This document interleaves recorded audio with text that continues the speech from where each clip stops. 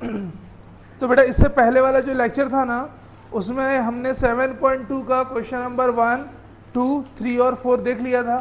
ठीक है, आज जो हम लोग जो बेटा स्टार्ट करने वाले हैं वो एक्सरसाइज नंबर 7.2 ही है, बट जो क्वेश्चन नंबर 5 से आज हम लोग देखने वाले हैं। ठीक है, तो 5th नंबर देखिएगा, find the ratio in which the line segment joining 1, -1 and b -4, 5 is divided by x axis. Also find the coordinates of division. ठीक बात है, मतलब क्या है बेटा कि हम लोग को क्या ढूंढना है, रेशियो ढूंढना है। ठीक है, रेशियो ढूंढना है। तो रेशियो में क्या ढूंढते हैं हम लोग, m1 और m2 की वैल्यू। ठीक है, तो हम लोग को m1 का भी वैल्यू ढूंढना है और m2 का भी वैल्यू ढूंढना है। ठीक है, मतलब सिंगल वैल्यू ना भी पता चले तो भी कोई दिक्कत नहीं है, बट m1 रेशियो m2 का वैल्यू हमको पता चलना चाहिए।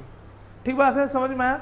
ठीक है, तो देखो इसमें जो कोऑर्डिनेट है बेटा वो कुछ ऐसा है, पॉइंट ए जो है हमारा वो है 1 - 5, 1 - 5 एंड -4, 5। बी का वैल्यू है -4 एंड 5। ठीक बात है बेटा, is divided by x axis. ठीक है, अब देखो जो डिवाइड हो रहा है कौन सा एक्सिस में हो रहा है बेटा, एक्स एक्सिस में हो रहा है। अब ये एक क्या दिया हुआ है, छोटा सा हिंट भी दिया हुआ है, क्योंकि हम लोग को कोऑर्डिनेट निकालना है और क्या बोला है, बस एक्स एक्सिस में है।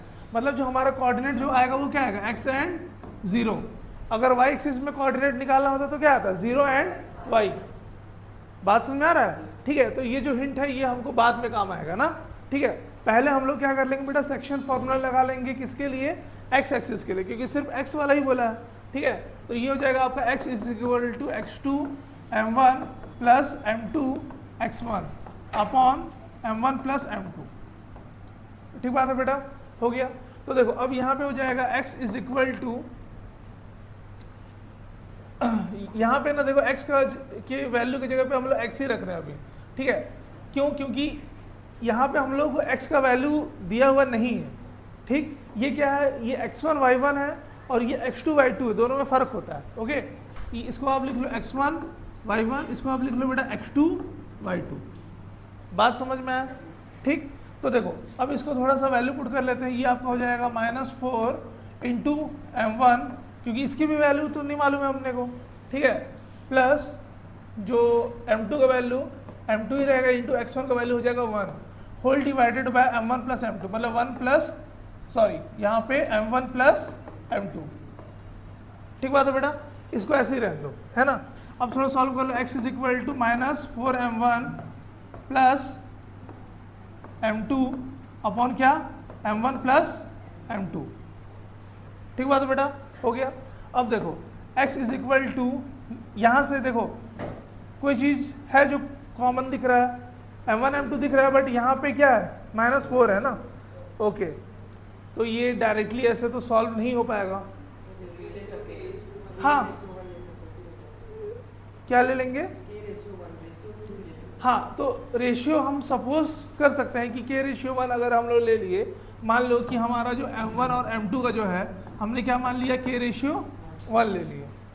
ठीक है ना, थोड़े टाइम के लिए सपोज कर रहे हैं।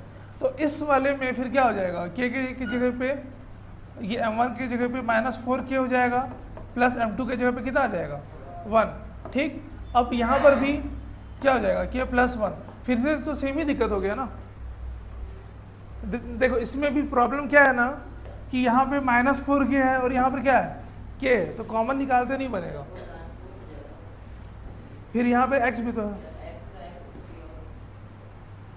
x का वैल्यू है क्या क्वेश्चन में, नहीं, x को 0 नहीं ले सकते, क्योंकि देखो ये कौन सा एक्सिस में है, हाँ, x का x ले सकते हैं, लेकिन x का 0 जैसे बोल रहे हैं, y का 0 ले सकते हैं। तो पहले ना हम लोग को y लेके करना पड़ेगा, तभी आएगा। क्योंकि देखो अगर x लेके करोगे, सपोज करो, ठीक है, तो यहाँ पे फर्स्ट वेरिएबल k हो गया, सेकंड वेरिएबल क्या हो गया, x हो गया। अब कभी भी अगर दो वेरिएबल का कोई भी इक्वेशन सॉल्व करना है तो दो इक्वेशन चाहिए ना भाई।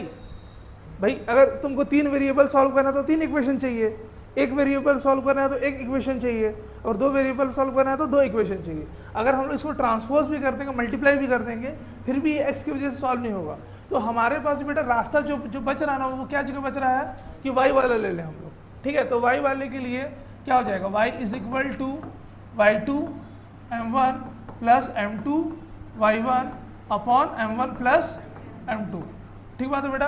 अब देखो y का वैल्यू क्या है, 0 है, पहले पुट कर लो, ठीक, इज इक्वल टू, अब देखो y2 का वैल्यू क्या है, 5 है, 5 into m1 plus m2 into y1 का वैल्यू क्या है बेटा, -5 है ना, क्या है y1 का वैल्यू -5 है, होल डिवाइडेड बाय क्या, m1 प्लस m2। तो ये जब 0 क्या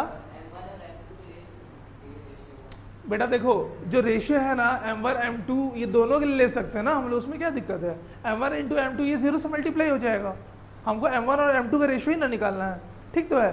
देखो क्योंकि यहाँ पे जो y2 है, y2 का वैल्यू क्या है, 5 है, 5 पुट कर दिए हैं, ठीक है, और यहाँ पे y1 का वैल्यू क्या है, -5 है, तो -5 पुट कर दिए हैं, ठीक है, बन जाएगा, उसमें कोई दिक्कत नहीं, ये मल्टीप्लाई हुआ 0 से, तो 0 इज इक्वल टू, अब देखो यहाँ पे आपका हो जाएगा 5m1 माइनस क्या 5m2, हो रहा है ऐसा, ठीक। मतलब क्या कर सकते हैं बेटा, इसको हम लोग इस तरफ भी तो ट्रांसपोज कर सकते हैं, ठीक है। तो ये आपका हो जाएगा 5m2 इज इक्वल टू क्या 5m1 होगा, ठीक।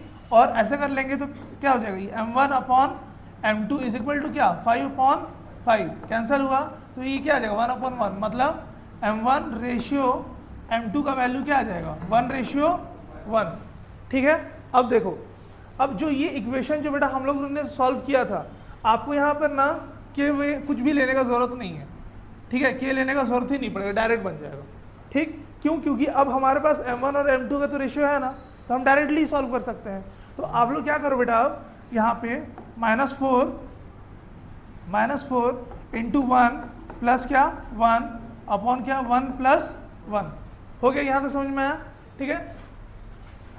इसके बाद देखो x इज इक्वल टू हो जाएगा बेटा, ये क्या हो जाएगा -4 प्लस 1 अपॉन कितना 2 आ रहा है, ठीक। x इज इक्वल टू क्या हो जाएगा -3/2, x का वैल्यू चेक करो तो, और जो कोऑर्डिनेट होगा ना -3/2 और 0 होगा, ये कोऑर्डिनेट होगा, सही है, ठीक। तो k लेने का जरूरत नहीं है, 1 लेने का जरूरत नहीं है, अपन लोग क्या कर लेंगे कि x वाले एक्सिस को सॉल्व करके एक, ये क्या बेटा सपोज्ड वैल्यू है, क्या ये सपोज्ड वैल्यू, एक्चुअल वैल्यू नहीं है, और ना तो हम इसको निकाल सकते हैं एक्चुअल वैल्यू, क्योंकि इसमें देखो m1 भी है m2 भी है। चलो तुम एक बार के लिए k भी सपोज कर लोगे, तुम अगर k भी सपोज कर लिए, फिर भी यहाँ पे k भी है, उसके साथ क्या है x भी है, तो उसमें बहुत ज़्यादा तुम्हारा टाइम जाएगा, एफर्ट जाएगा, बट सॉल्व नहीं होगा।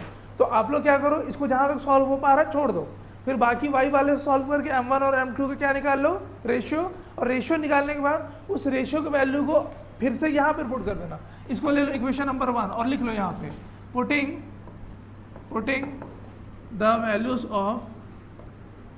Of m1 and m2 in equation number 1, ठीक है, पुट करके सॉल्व आ जाएगा, ठीक है। और देखो ये सेकंड पार्ट है, जो कोऑर्डिनेट जो ढूंढने बोला था वो क्या है -3 2 और ये 0, हमेशा याद रखना बेटा -3 और 2 को पहले ही लिखना है, अगर आप बाद में लिखोगे तो वो ऑटोमेटिकली y का वैल्यू बन जाएगा, ठीक है, हो गया, चलो लिख लो।